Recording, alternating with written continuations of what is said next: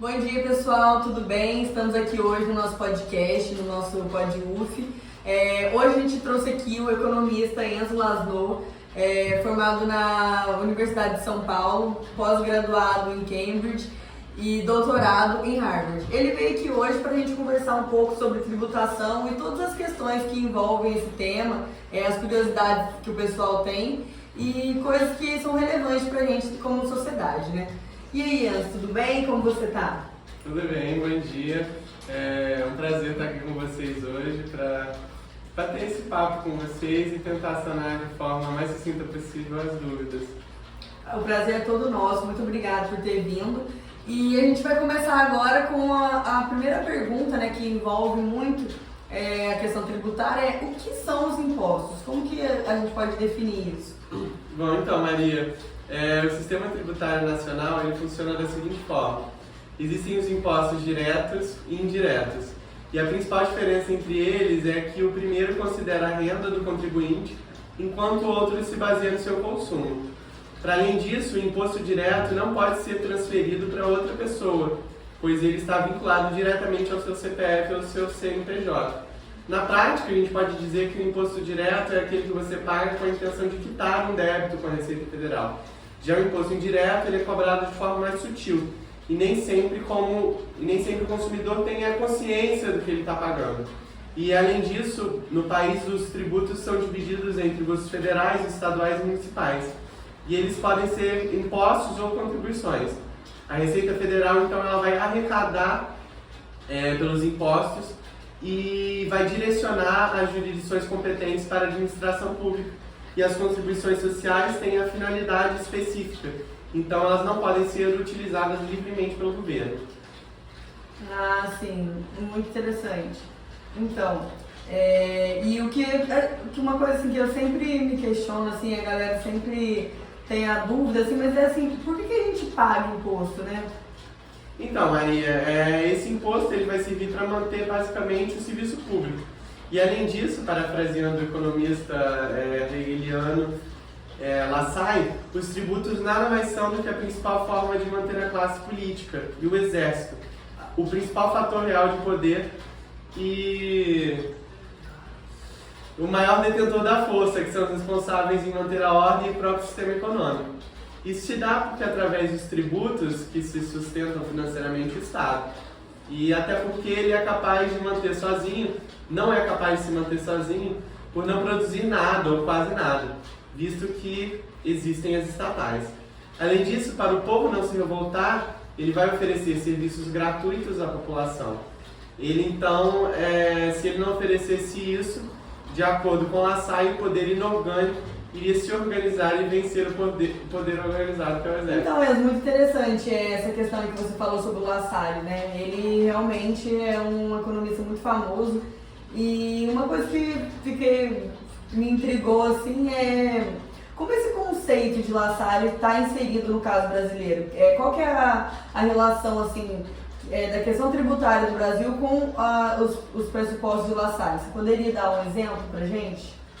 Então, Maria, os impostos sobre importação, em sua natureza, existem com a desculpa de proteger a indústria nacional. O problema é quando eles protegem demais a indústria nacional, de modo que a alíquota seja muito mais alta em alguns produtos, como é o caso dos brinquedos.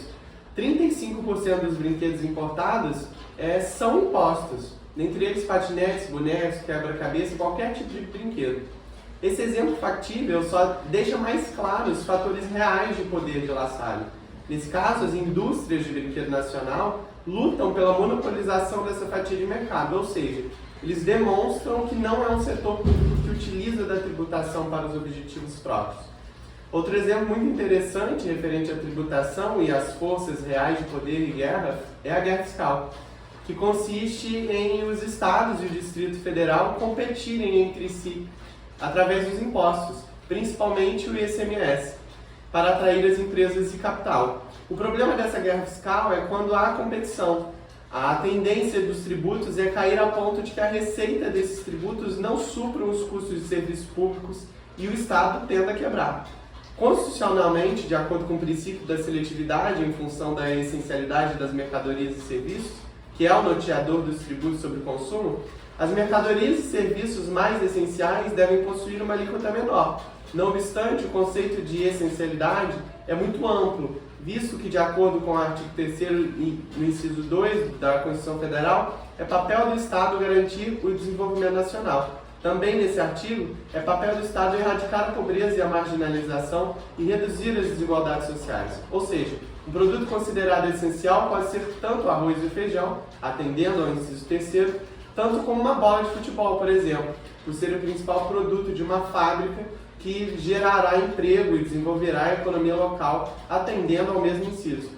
E a partir dessa falha constitucional de não deixar claro o que é um produto essencial ou o que vai predominar, vai ser a vontade das elites, que é o maior fator real de poder. Ao reduzir o ICMS dos produtos constitucionalmente essenciais, para atrair empresas e assegurar interesses da burguesia, negligenciando os serviços do povo.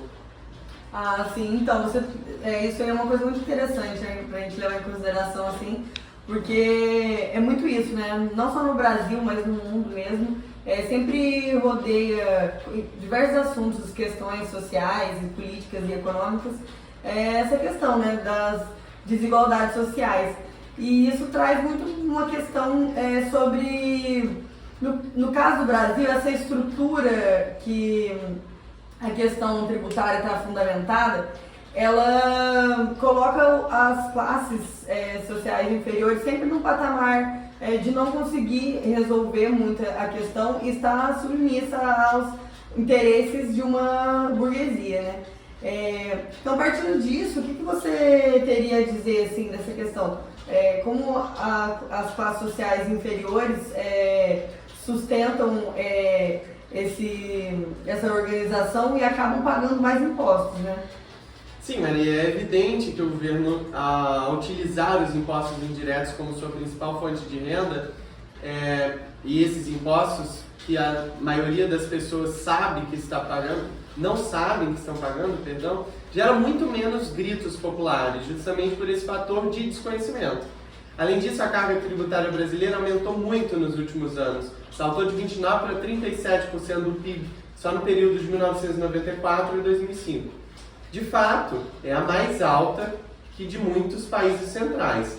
Mas o Brasil, ao contrário dos países desenvolvidos, tira a maior parte de sua receita de tributos indiretos e cumulativos, que oneram mais o trabalhador e a classe média, pois tem uma alta carga tributária sobre o consumo. Mais da metade da carga provém de tributos que incidem sobre os bens e serviços, aproximadamente 58%, e uma baixa distribuição sobre a renda, cerca de 25%. Situação inversa é a estrutura tributária dos países da OCDE, onde os impostos sobre o consumo representam 32,1% em média e o imposto sobre a renda 35,4% em média. Então, isso tudo que você falou é uma coisa muito interessante, né? Tem até muito se falado, né, sobre essa questão mesmo, né, de os impostos no Brasil, eles não serem 100% democráticos no sentido de o pessoal das mais altas classes sociais pagarem o mesmo imposto sobre um produto que uma pessoa de uma classe social totalmente inferior também está pagando, né? Uma coisa completamente insustentável, né, para a sociedade. E muito tem se falado, né, sobre a questão até do Neymar, que foi um caso que está todo mundo fazendo críticas, né, que saiu falando que ele tem feito aliança com o presidente como uma forma de sonegação fiscal, etc., mesmo sendo uma pessoa, né, que pertence a uma classe totalmente minoritária, né, para o país como o Brasil, assim. E a gente queria falar um pouco sobre isso, qual que é a relação que existe, né, desse fato dele querer sonegar imposto, esse fato que está sendo motivo de muito bafafá, né, que o pessoal fala e tal. Como esse caso se relaciona com os preceitos assim, de La Salle? Então, no caso do Neymar, ele, como um fator real de poder relevante, se uniu com outro, que é o Estado, na pessoa do presidente, para tentar burlar uma legislação, mostrando que a verdadeira Constituição é aquela expressa pelas relações sociais e não o papel jurídico, assim como diz o economista hegeliano. Ah, entendo. Então, é complicado isso, né? O pessoal também gosta de criar uma turbulência assim, no assunto, né? Que é uma coisa que envolve vários fatores mesmo, né? Mas então, para fechar aqui hoje o nosso podcast, né? Vamos falar um pouco, qual alternativa que você propõe assim, para um futuro assim, da tributação no país? Assim?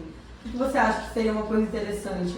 Então, Maria, por conta de todos os meus estudos de Harvard, eu tenho algumas propostas para melhorar o sistema tributário nacional.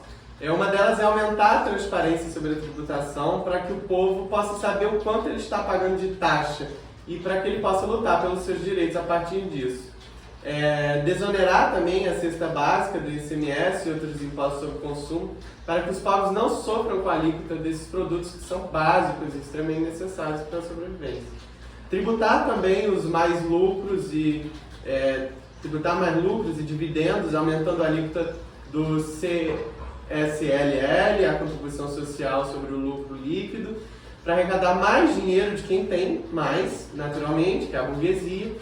Também aumentar os impostos sobre a propriedade de terra, o ITR, para arrecadar dinheiro dos grandes latifundiários. Regularizar o IGF, que é o Imposto sobre as Grandes Fortunas, para arrecadar dos mais ricos. E aumentar progressivamente o imposto de renda, para afetar somente os mais afortunados. Isso sim, e somente assim a tributação seria mais justa e a maior parte da carga tributária incidiria sim sobre os impostos diretos, não prejudicando a população mais desfavorecida e mais pobre. Muito interessante, muito legal essa discussão. Então, gente, queria agradecer a todos vocês que assistiram até o final. Espero que tenha sido muito enriquecedor para todo mundo. Fiquei muito feliz de você ter aceitado o nosso convite. Espero que você volte aqui outras vezes para a gente conversar sobre mais outros assuntos, né? E muito obrigada por ter vindo, eu adorei, acho que para mim, pelo menos, foi muito enriquecedora. E parabéns para você como economista, por tudo que você tem feito e falado para ajudar a gente, né, como uma sociedade. Muito O prazer obrigada. é todo meu, obrigado.